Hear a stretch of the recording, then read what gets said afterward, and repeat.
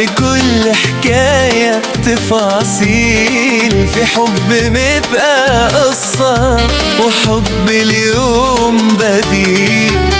حب حكايته منسية وعايش جو غنية، لكن حبك في ليالي ملوش تفسير.